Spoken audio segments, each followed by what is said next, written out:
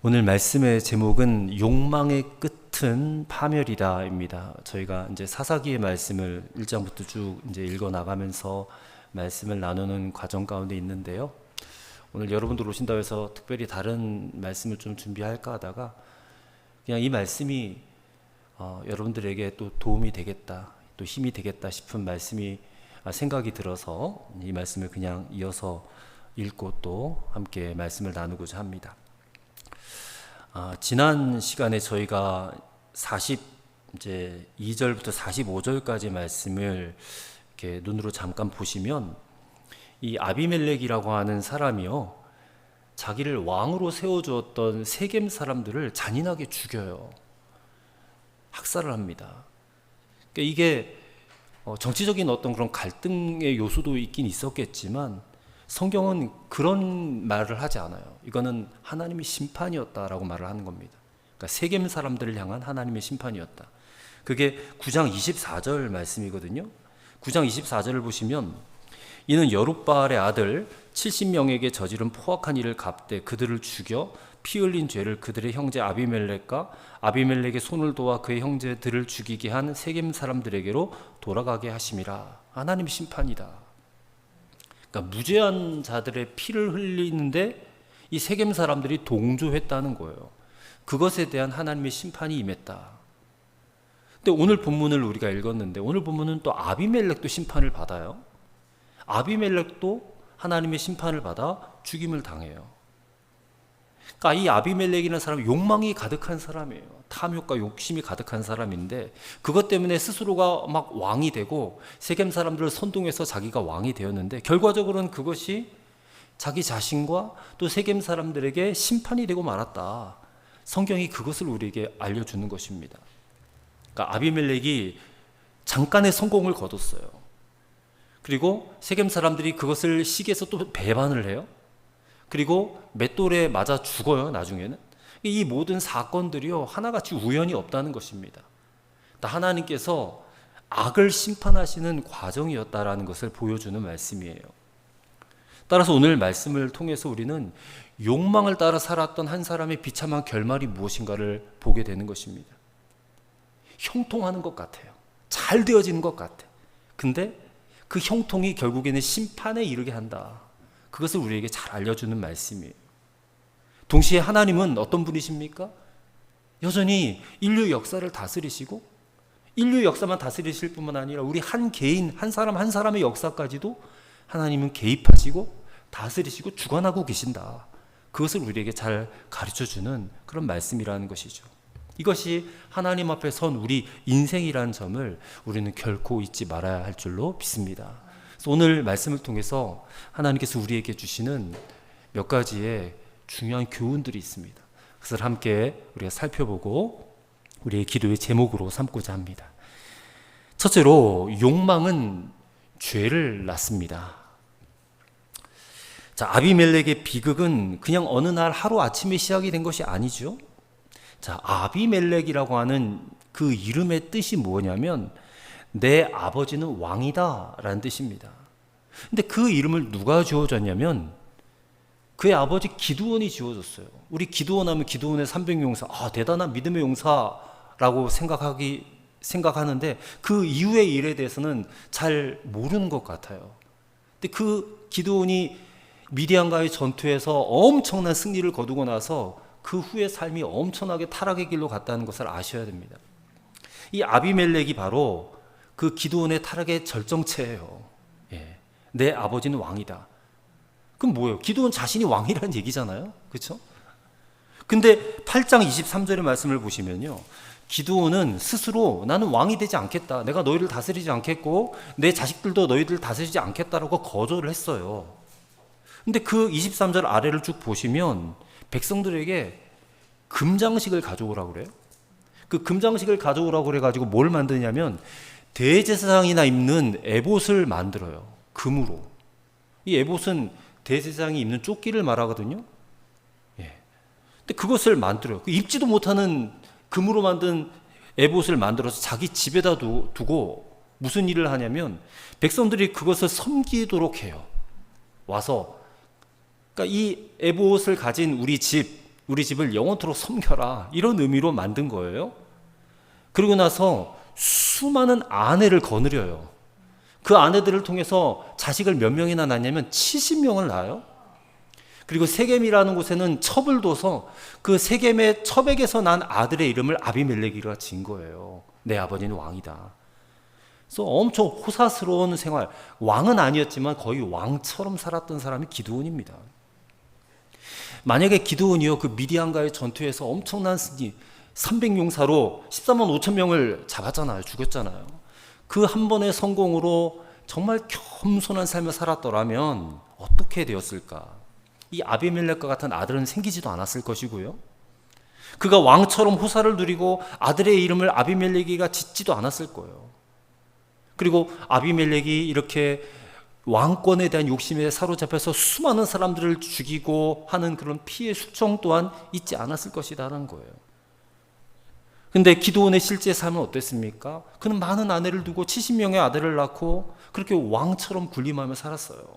아들의 이름마저 내 아버지는 왕이다, 왕을 뜻하는 이름으로 지었어요. 그 결과 아비멜렉은 자기 아버지에게서 이 신앙이라고 하는 것보다 욕망을 더 많이 배우게 되었다는 거예요. 왕처럼 군림하며 살아가는 저 모습이 너무 동경되어지는 거예요. 나도 저렇게 살고 싶다. 그렇기 때문에 이 성공, 형통 이후의 삶이 너무너무 아쉬운 거예요. 하나님이 주신 성공이고 하나님이 주신 형통인데 거기에 합당한 삶을 살았다면 얼마나 좋았을까. 근데 그렇게 살지 못하고 그냥 자기 자식에게 이 안 좋은 영향을 미치는 그런 결과를 낳고 말았다는 것이죠. 아비멜렉은 진짜 왕이 되고 싶었어요. 진짜 왕이 되고 싶으니까 어떤 짓을 합니까? 자기가 왕이 되는데 걸림돌이 되는 이들이 누구예요? 70명의 다른 아들들이거든요. 그래서 그 아들들을요, 한 바위에서 숙청을 했어요. 죽였습니다. 그리고 그 일을 누구와 함께 했냐면 자기의 고륙 친척인 세겜 사람들과 같이 그 일을 한 거예요. 그러니까 세겜 사람들이 그 일을 동조하고 도와준 것입니다. 그럼 세겜 사람들은 또 왜 그렇게 했을까? 이게 하나님의 뜻이었기 때문에 그렇게 했을까요? 아니요. 자기들의 유익 때문이에요. 아비멜렉을 왕으로 세워놓으면 그 왕을 통해서 우리 민족, 우리 세겜 족속에게 돌아올 이익 때문에 철저히 계산적인 거예요. 여러분, 세상의 이 권력을 잡고자 하는 사람들, 욕망을 가진 사람들은요, 철저하게 계산적이에요. 그러니까 하나님보다 그들은 자신들의 욕망을 선택했다는 것입니다. 그래서 우리가 잘 아는 말씀, 야고보서 1장 15절 말씀 아시죠? 욕심이 잉태한 즉 죄를 낳고 죄가 장성한 즉 사망을 낳는다 있지 않습니까? 여호수아서를 보면 대표적인 한 사람이 나옵니다. 아간이라고 하는 사람이 나오죠. 7장에 나오는데 이스라엘이 여리고성을 또 완전히 무너뜨렸습니다. 네, 하나님 말씀대로 여리고성을 무너뜨렸는데 여리고성을 무너뜨리고 난 다음에 전리품이 있었어요. 그 전리품 가운데 이 아간이라고 하는 사람의 눈에 시날산 외토와 금과 은이 보였어요. 그러니까 마음속에 저걸 내가 갖고 싶다 하는 욕심이 들어왔습니다. 뭐 이 정도쯤이야 내가 취해도 뭐 아무도 모르겠지 하는 마음으로 그것을 가져와서 자기 장막에다 숨겨놨어요. 뭐 겉으로는 아무 일 없는 것처럼 보였습니다. 여전히 같은 집에 살고 같은 사람들 사이에 섞여 있었고 아무도 모르는 일이에요. 근데 그것은 마치 이 집의 기둥 속에 숨어있는 흰 개미와 같아요. 겉은 멀쩡해 보이는데 어느 날 집이 와르르 무너지고 말았어요. 알고 보니까 그 흰 개미가 집을 떠받치고 있는 기둥 속을 수년 동안 갉아먹고 있었다는 거예요. 이게 처음에는 티가 안 나요. 작은 균열 하나, 또 작은 가루 몇 개 떨어져 있고 뭐 별거 아닌 것처럼 그렇게 보였는데 그 안은, 내부는 이미 썩어 골마 터지고 있었다는 거예요. 근데 인간 안에 이 탐욕이, 욕심이 이어갔다는 것입니다. 작은 욕망 하나가 들어와 가지고요, 이게 당장에는 아무렇지도 않은 것 같고 괜찮아 보여요.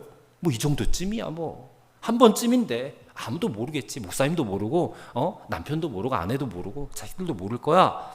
근데 그 들어온 욕심이 결국에는 영혼의 기둥을 갉아먹기 시작하는 거예요, 속에서부터. 그리고 어느 날 그 갉아먹은 기둥이 무너지는 바람에 집이 다 무너지고 만다는 것입니다. 그래서 우리가 결론을 잘 알지 않습니까? 아간의 그 숨겨진 탐심이 결국에는 자기 자신뿐만 아니라 이스라엘 공동체 전체를 이 아이성이라고 하는 전투에서 패배하게 만들었고, 마침내 자기 자신과 가족들이 비참하게 돌에 맞아 죽는 그런 파멸로 끝나고 말았음을 우리는 잘 알고 있습니다. 그래서 여러분, 죄라는 것은 어느 날 갑자기 생기는 것이 아니에요. 우리 마음속에 있는 작은 욕망에서부터 시작된다는 것이에요.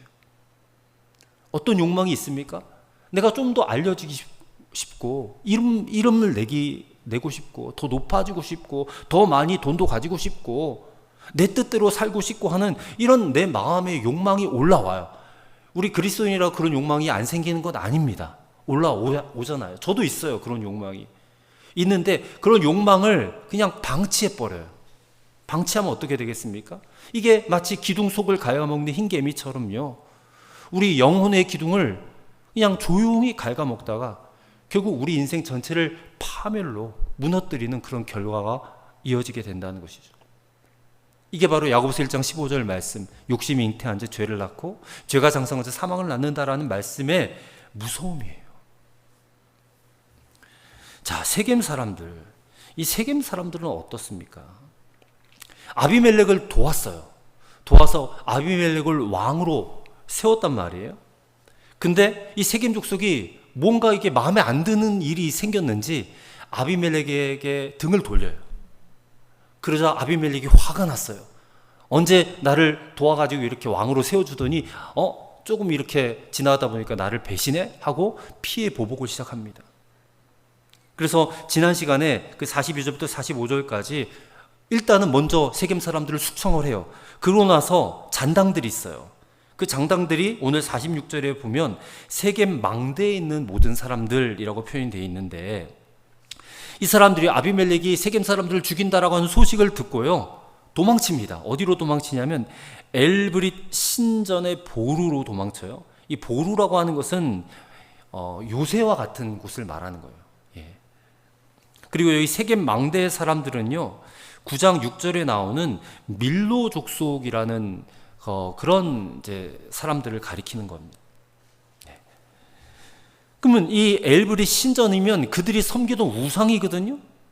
그럼 자신들이 섬기는 우상이 자기들을 보여줄 줄을 믿고 그 신전 보루로 지금 숨어 들어간 거예요. 근데 결국에는 그들이 거기서 다 또 죽고 말아요. 그러니 결국 그들이 의지했던 신이 그들을 보호해주지 못했잖아요. 그러니까 그들이 의지했던 것은 아무런 힘도 없고 보호해줄 능력도 없는 그냥 우상에 불과했기 때문이라는 것을 또 보게 돼요. 근데 오늘 그리스도인들도 마찬가지입니다. 우리가 하나님을 믿는데 하나님께서 나를 보호해주시고 나를 지켜주실 것이라고 내가 믿고 의지하면서 실제 우리의 삶 속에서는 우리는 하나님 아닌 다른 것을 더 많이 의지해요. 무엇을 의지합니까? 돈을 의지하고, 권력을 의지하고, 아니면 인맥을 의지하고, 그것이 나를 지켜주고 나를 보호해줄 것이다라고 믿고 거기에 의지한다는 것이에요. 그런데 하나님보다 더 앞장 세우는 것은 결국은 우상일 뿐이라는 것입니다. 그리고 그 배후에 욕망이 있는 거예요. 욕망. 이 욕망은 언제나 하나님보다 다른 것을 더 크게 보이게 만들어요. 그래서 결국에는 죄를 낳고 만다는 것을 꼭 기억해야 될 줄로 믿습니다. 두 번째로요, 욕망은 결국 자신을 파괴한다는 것입니다. 자, 엘브릿 신전 안에 이 세겜 망대 사람들이 도망쳐 갔어요. 이 소식을 아비멜렉이 듣고 거기로 쫓아갑니다. 쫓아가요. 그리고 거기서 뭘 하는지 보십시오. 48절의 말씀을 보시면 아비멜렉 및 그와 함께 있는 모든 백성이 살몬산에 오르고 아비멜렉이 손에 도끼를 들고 나뭇가지를 찍어 그것을 들어 올려 자기 어깨에 메고 그와 함께 있는 백성에게 이르되 너희는 내가 행하는 것을 보나니 빨리 나와 같이 행하라. 그래요. 자, 나뭇가지를 베어서 어깨에 메고 너희들도 이렇게 해. 그래 놓고 뭘 하냐면 그 요새 안에 있는 사람들을 불태워 죽이는 거예요. 49절입니다. 모든 백성들도 각각 나뭇가지를 찍어서 아비멜렉을 따라 보루 위에 놓고 그것들이 얹혀 있는 보루에 불을 놓음에 세겜 망대에 있는 사람들이 다 죽었으니 남녀가 약 1000명이었더라 그래요. 연기와 불에 그냥 타버리고 질식해서 죽도록 그렇게 잔인한 이런 보복을 하는 것입니다. 그렇게 1000명을 죽였어요. 세겜 망대 사람들을.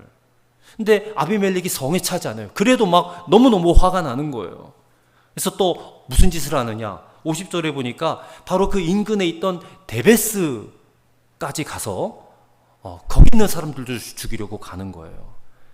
그러니까 그의 이 욕망이 폭력적으로 변해가지고요. 결국 데베스 주민들까지 죽이려고 거기로 향하게 되는데, 이 데베스라는 지명은 여기 사사기에서밖에 안 나오거든요. 정확하게 그 사람들이 무슨 잘못을 했는지도 잘 몰라요. 근데 그냥 폭력이에요. 예. 폭력이 그냥 또 폭력을 낳게 되는 거예요. 만족을 모르는 것입니다. 하나를 얻으면 또 다른 것을 얻기를 원하는 것이 욕망이다시피 이 복수도 폭력도 마찬가지. 한 번 시작하면 끝이 없는 거예요. 세겜까지 멸망시켰으면 됐을 텐데 또 다른 성읍 데베스까지 공격을 하는 거예요. 자, 50절을 보시면 아비멜렉이 데베스에 가서 데베스에 맞서 진치고 그것을 점령하였더니 51절입니다. 성읍 중에 견고와 망대가 있으므로 그 성읍 백성의 남녀가 모두 그리로 도망하여 들어가서 문을 잠그고 망대 꼭대기로 올라간지라 그래요. 자, 또 도망치는 사람들을 앞에 세겜 족속들을 죽인 것처럼 똑같은 방법으로 불을 놔서 죽이려고 해요. 근데 바로 그 순간입니다. 그 순간 53절이 한 여인이 맷돌 윗짝을 아비멜렉의 머리 위에 내려 던져 그의 두개골을 깨트리니 그래요. 한 여인이 맷돌 윗짝을 집어 던진 거예요. 아비멜렉의 머리가 두개골이 깨어졌다. 그렇게 해서 아비멜렉이 승승장구하던 그 삶을 거기서 비참하게 그렇게 마감하는 겁니다. 하나님은요, 아비멜렉의 교만이 절정에 달한 그 데베스에서 이름도 없는 한 여인의 손을 통해서 그를 심판하시는 거예요. 하나님이 지금 얼마 전까지만 해도 왕이었잖아요. 아무것도 거칠 것이 없어요. 세상적 방법으로 다 왕이 되었고 왕권을 유지하려고 했던 사람이에요. 수많은 사람들의 생명까지 좌지우지하던 그런 사람이에요. 근데 하나님은 어떻게 하십니까? 가장 연약해 보이는 그런 한 여인의 손을 들어서 가장 강해 보이는 아비멜렉을 처단하시는 거예요. 그래서 이 데베스라고 하는 곳은요, 단순한 그냥 지명이 아니라 인간의 교만이 절정에 이르렀을 때에 하나님의 심판이 시작되는 장소다. 여러분 꼭 그렇게 기억하시기 바랍니다. 인간의 교만이 절정에 다다랐을 때에 거기 하나님의 심판이 임하는 곳이에요. 근데 더 기가 막힌 것은 아비멜렉이 머리가 깨졌어요. 뭐 당장에 숨이 끊어지진 않은 거잖아요. 그 죽어가는 순간에 그의 관심이 무엇이었는가? 이게 더 놀라운 사실입니다. 54절 아비멜렉이 자기의 무기를 든 청년을 급히 불러 그에게 이르되 너는 칼을 빼어 나를 죽이라. 사람들이 나를 가리켜 이르기를 여자가 그를 죽였다 할까 하노라 하니 그 청년이 그를 찌르매 그가 죽은지라 해요. 그러니까 죽는 순간에도 이 하나님 앞에 회개하질 않아요. 하나님의 뜻이 무엇인지 찾지도 않습니다. 그저 죽는 순간에도 그는 자기 체면이 더 우선이에요. 자기 명예, 자기 자존심, 내가 여자의 손에 죽었다. 이게 얼마나 창피한 일이냐. 그러니 너 칼 들고 나를 빨리 찔러 죽여라. 그렇게 얘기를 하는 거예요. 죽을 때까지 정말 세속에 찌든 사람 아닙니까? 기드온의 아들이었는데 그 엄청난 승리를 거둔 그런 명예로운 자의 아들이었는데 그는 자기 아버지에게 신앙을 물려받은 게 아니라 이 세상적 욕망밖에는 물려받은 게 없는 거예요. 그러니까 이 부모의 욕망이 자식에게 얼마나 악영향을 미치는가 우리는 반드시 돌아봐야 돼요. 여러분 보셨는지 모르겠지만 최근에 아주 핫한 드라마가 있죠. 참교육이라고. 다 보셨는지 모르겠는데 거기에 보면 8화쯤인가 한 어머니가 나와요. 아들을 의대에 보내겠다는 집착에 사로잡혀요. 근데 문제는 아들의 실력이 의대가 실력이 안 돼. 그래서 이 아들에게 어머니가 그냥 뭐 문짝도 뜯어놓고 공부하는 거 감시하고 막 그러잖아요. 근데 성적이 안 올라. 그래서 아들에게 약을 먹이기 시작하는데, 처음에는 뭐 각성제 성분이 들어있는, 잠이 안 오고 집중력 있게 해주는 그런 약을 먹이다가 이거보다 더 센 약을 찾아요. 그러다 보니까 마약을 먹이게 되는 겁니다. 마약을. 근데 그 마약을 먹이니까 처음에 효과가 있는 거예요. 성적도 막 올라요. 잠도 줄어가면서 공부에 집중하고 하니까 성적도 오르고 막 목표가 더 가까워지는 것 같아요. 그러니까 겉으로 보면 성공한 것처럼 보이는 거예요. 근데 그 약은 결국 그 아들의 몸을 그냥 파괴시키는 거예요. 그 안으로부터 무너뜨리고 있는 겁니다. 점점점 불안 증세가 심해져요. 코피가 나고 환각이 막 생기고 감정 조절도 안 되고 결국에는 그 약을 계속해서 찾게 만드는 그런 중독 상태에 빠지고 만다는 것이에요. 어머니는 아들이 잘 되었으면 좋겠어요. 의대 가서 떵떵거리고 살고, 그리고 이 아들을 위해서 희생한 자신의 삶도 보상받고 싶은 그런 욕망이 결국 그 아들을 망가뜨리고 있었다는 거예요. 의대라는 목표는 있지만 정작 그 목표를 이루어줘야 할 아들은 무너지고 만 거예요. 무너지고. 이게 바로 야고보서 1장 15절의 현실판이에요. 저는 그 드라마 그걸 보면서 이 말씀이 생각이 난 거예요. 처음에는 그 좋은 대학, 의대라고 하는 선한 목표가 그것을 차지하고 싶은 그 숨은 욕망이 결국 죄를 낳고 그 죄가 자라서 결국 그 생명 자체를 파괴시키고 만 것이에요. 이처럼 욕망은요, 사람을 성공하게 만드는 것처럼 보입니다. 그러나 결국 그 사람을 집어삼켜 버리는 거예요. 아비멜렉은 자기 형제를, 70명 형제를 한 바위에서 죽이면서까지 왕이 되었어요. 그리고 그 자리를 지켜내기 위해서 더 많은 적을 만들어냈고 더 많은 피를 흘리게 됐어요. 그리고 결국 자기 자신도 비참하게 맷돌 윗짝에 머리가 깨져가지고 그렇게 파멸하고 맙니다. 이렇게 욕망은 다른 사람을 해치는 것 같지만 결국 자기 자신을 무너뜨리고 만다는 사실을 우리는 반드시 기억해야 될 줄로 믿습니다. 마지막 세 번째로 하나님은 반드시 공의로 심판하신다라는 것입니다. 자, 오늘 본문의 마지막 56절, 57절은 이 사건에 대한 하나님의 해설이에요. 자, 56절, 57절을 우리 다 함께 읽겠습니다. 아비멜렉이 그의 형제 70명을 죽여 자기 아버지에게 행한 악행을 하나님이 이같이 갚으셨고 또 세겜 사람들의 모든 악행을 하나님이 그들의 머리에 갚으셨으니 여룻바알의 아들 요담의 저주가 그들에게 응하니라. 자, 하나님께서 아비멜렉의 악행을 이렇게 심판하셨다. 세겜 사람들의 죽음도 그들의 악행으로 인한 하나님의 심판이었다. 이렇게 결론을 내리시는 거예요. 그리고 마지막에 요담의 저주가 그들에게 응하니라 그래요. 이 요담의 저주가 뭐냐면, 자, 9장 19절과 20절이에요. 9장 19절과 20절에 보면 이 70명을 한 바위에 죽일 때 한 아들이 살아났거든요. 도망치면서. 그게 바로 요담인데 그 요담이 19절 20절에서 아비멜렉에 대해서 이렇게 저주를 하는 장면이 있어요. 9장 19절 20절입니다. 만일 너희가 오늘 여룻바알과 그의 집을 대접한 것이 진실하고 의로운 일이면 너희가 아비멜렉으로 말미암아 기뻐할 것이요 아비멜렉도 너희로 말미암아 기뻐하려니와 그렇지 아니하면 아비멜렉에게서 불이 나와서 세겜 사람들과 밀로의 집을 살을 것이요 세겜 사람들과 밀로의 집에서도 불이 나와 아비멜렉을 살을 것이니라. 이 저주가 완벽하게 지금 성취가 되는 거예요. 여기서 중요한 단어는 56절, 57절에 나오는 말씀 가운데 중요한 단어는 갚으셨다는 말씀이에요. 하나님이 갚으셨다. 세겜 사람들의 악행도 아비멜렉의 악행도 하나님께서 갚으셨다는 거예요. 그러니까 모든 인생이 한 사람의 이 행하는 모든 일들이 다 하나님 손 안에 있다는 거예요. 어떤 사람들은 이 대목을 읽으면서 뭐 우연이지 뭐 우연의 일치지 뭐 그렇게 생각을 할 수가 있어요. 아니면 재수가 없었다. 하필이면 그 맷돌을 던졌는데 그게 딱 그 머리에 정확하게 맞냐.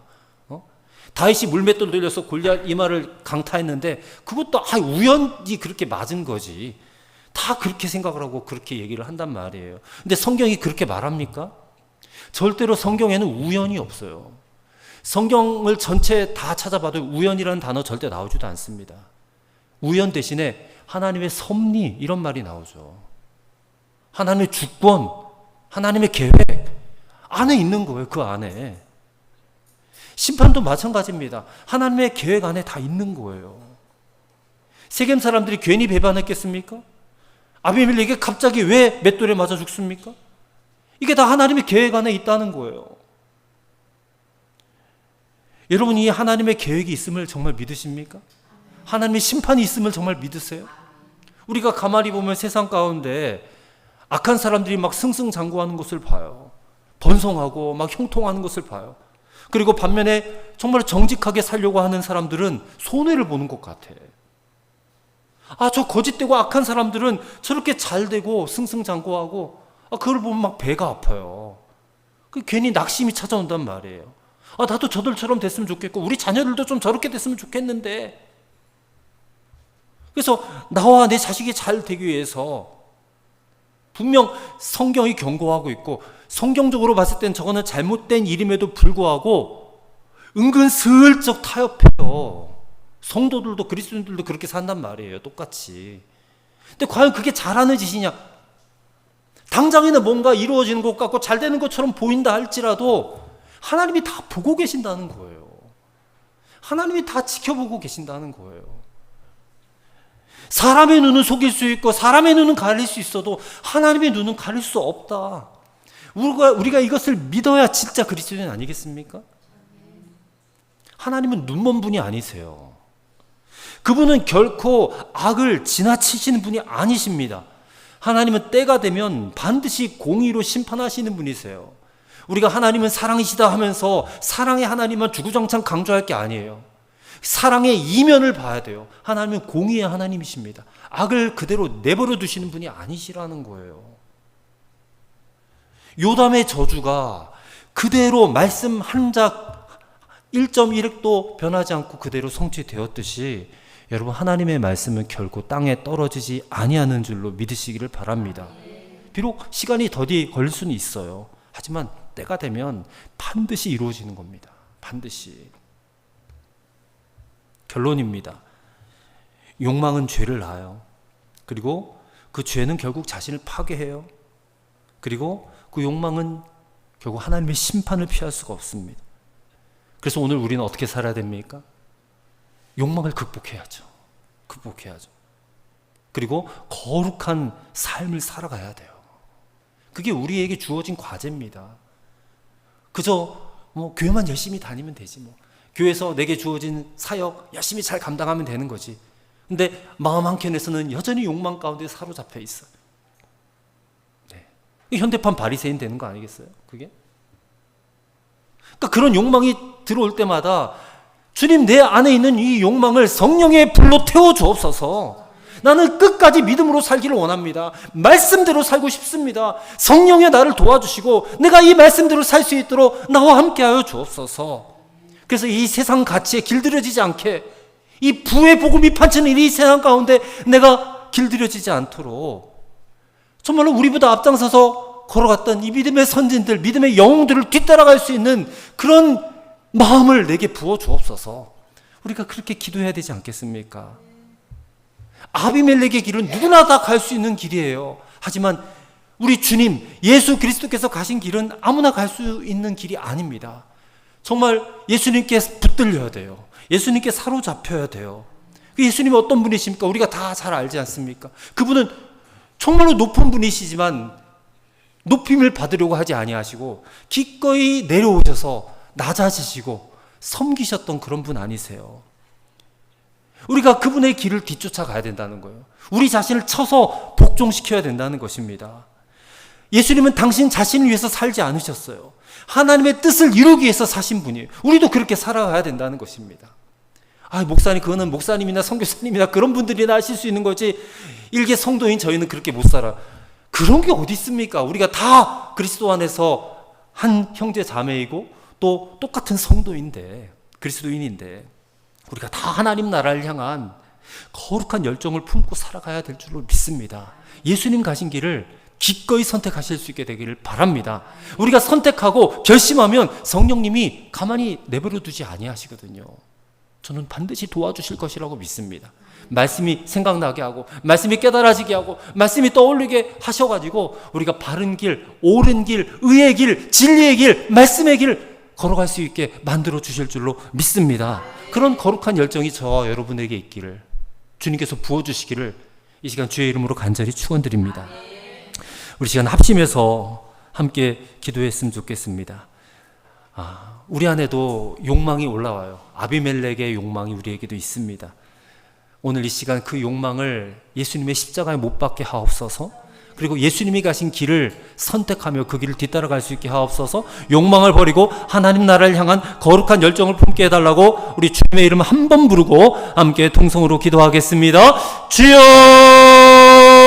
사랑과 은혜가 풍성하신 아버지 하나님, 오늘 말씀을 통하여서 이 아비멜렉의 삶을 통해 우리 모습을 돌아보게 하심을 감사합니다. 주님, 우리 안에도 아비멜렉의 마음이 있습니다. 욕망이 있습니다. 높아지고 싶고 더 많이 갖고 싶고 남들보다 더 우위에 있고 싶어하는 그런 마음이 있습니다. 인정받고 싶어하는 마음도 있습니다. 내 뜻을 이루고 싶고 내 욕심을 채우고 싶어하는 그런 연약함도 있습니다. 그러나 아비멜렉은 결국 그 욕망 때문에 자기 자신을 파멸에 이르게 하였고, 그를 도와 왕이 되게 했던 세겜 사람들도 그 욕망 때문에 파멸되고 말았음을 우리가 보았습니다. 그 옛날 한 사람의 그런 비극적인 이야기가 아니라 이것이 오늘 우리 안에도 얼마든지 일어날 수 있는 일이라는 것을 깨닫게 하여 주옵소서. 주님, 우리 안에 숨어있는 이 세상적 욕망을 성령으로 다스려 주옵소서. 욕심은 죄를 낳고 죄는 사망을 낳는다는 이 말씀을 기억하면서 하나님, 우리는 이 죄악된 길이 아니라 순종의 길을 걸어갈 수 있도록 선택할 수 있도록 도와주옵소서. 하나님보다 세상을 더 크게 여기지 않게 도와주시고 하나님보다 돈과 성공과 명예를 더 의지하지 않게 하여 주옵소서.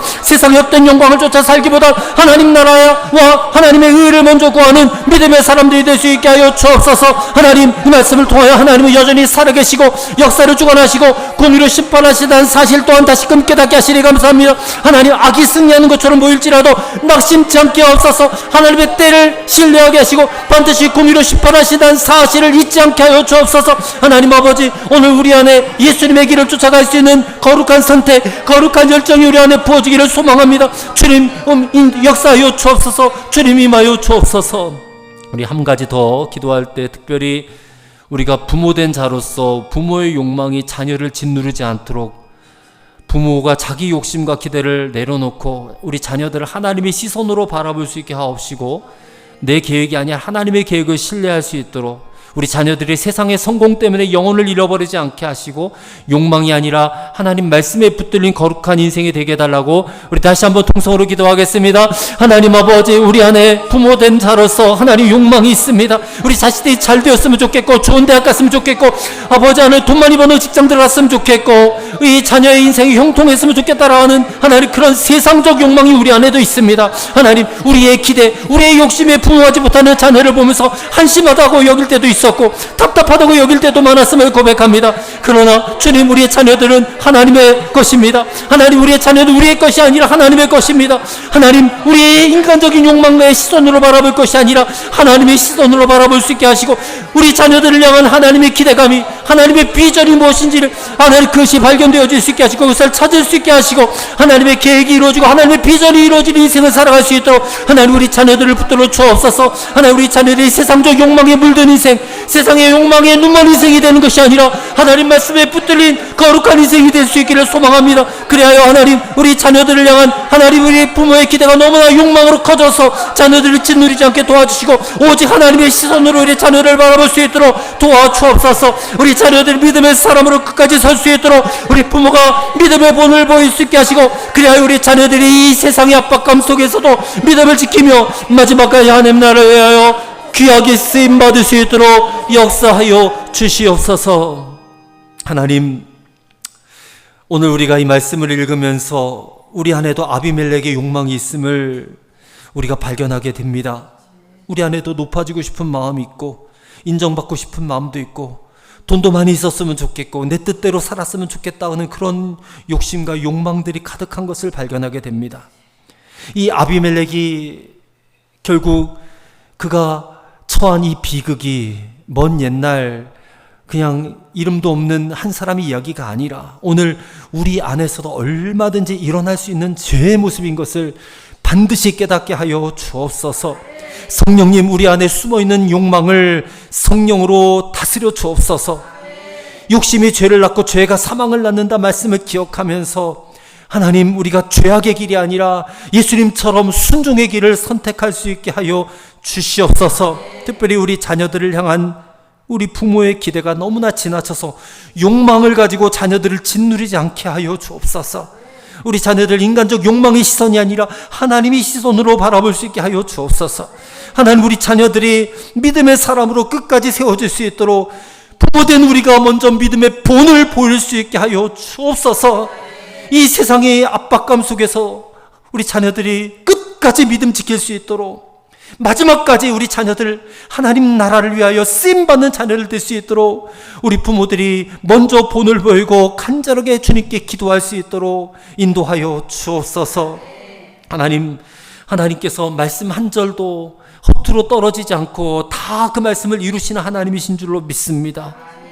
오늘 우리를 향한 하나님의 기대가 하나님의 말씀이 이루어지는 삶이 되기를 원하고, 그것이 공의로 심판받는 인생이 아니라 하나님의 말씀대로 살아 순종함으로 주님을 기쁘시게 하고 주님께 칭찬받는 인생으로 마감되어질 수 있기를 간절히 소망합니다. 하나님, 우리가 높아지려 하기보다는 섬기게 하시고, 우리가 차지하려 하기보다는 나누게 하시고, 내 뜻보다 하나님의 뜻을 먼저 구할 수 있게 하옵소서.